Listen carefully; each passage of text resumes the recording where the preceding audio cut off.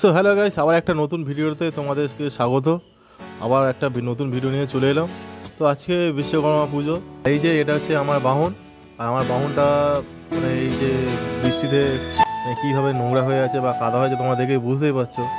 তো আমি বালতি টালতি নিয়ে সার্ফ নিয়ে চলে এলাম।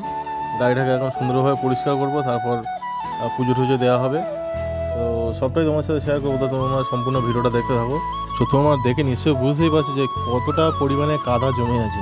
তো সামনে একটা সুন্দর পুকুর, তো এখানে আমরা সবাই স্নান ফান করি। আর তোমরা দেখতে পাচ্ছ বাচ্চাগুলো কি সুন্দর কেমনভাবে মজা নিচ্ছে।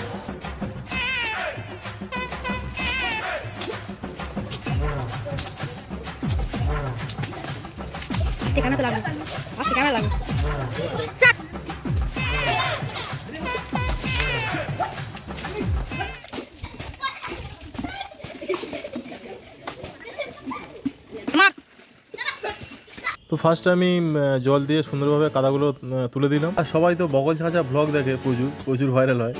তো যাই হোক, আমার দেখি গাড়ি ওয়াশ করা ভিডিও কতক্ষণ পছন্দ করে। যাই হোক, তোমার সাথে একটু মজা করছিলাম।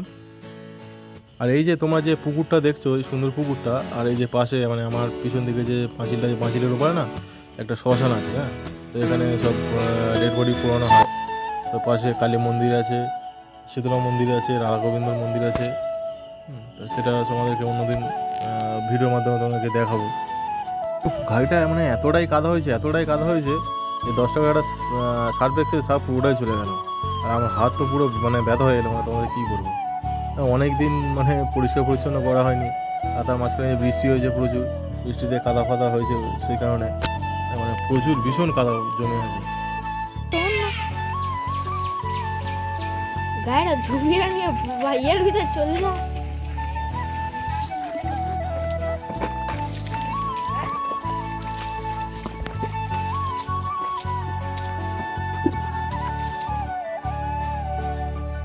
তো যাই হোক, অনেক কষ্টে পরিষ্কার করলাম। বেশ এখন মনে হচ্ছে একটু মানুষের মতো লাগছে গাড়িটা। তোমরাও দেখে বলো যে আগের থেকে কেমন লাগছে বা পরিষ্কার কতটা হয়েছে। পরে ঠাকুরমশাই ডেকে পুজো দেওয়ার পালা। আর হ্যাঁ, পুজো দেওয়ার কথা বলতে একটা কথা খুব মনে পড়ে যাচ্ছে। আগের বছরে যে পুরোহিতকে দিয়ে পুজো করিয়েছিলাম, আমাদের এই মন্দিরেরই পুরোহিত, সারা বছর এখানে পুজো করেন। তিনি বর্তমানে আর আমাদের মধ্যে নেই। তিনি গত কয়েক মাস আগে পরলোক গমন করেছেন। তো উনি চাইবো যেখানেই থাকুক, ভালো থাকুক। সত্যি ওনাকে এখনও খুব মিস করি। আমরা প্রচুর পিছনে লাগতাম ওনার, দাদু বলে ডাকতাম। তো এখন যাকে তোমরা পুজো করতে দেখলে সেটা হচ্ছে ওই পুরোহিতের ছেলে। তো যাই হোক, আজকে ব্লগটা এই পর্যন্ত। আমাদের কেমন লাগলো অবশ্যই কমেন্ট করে জানিও। আর যারা এখনো কোনো চ্যানেলটা সাবস্ক্রাইব করো না, অবশ্যই সাবস্ক্রাইব করো। বাই, আবার দেখা হচ্ছে পরের ভিডিওতে।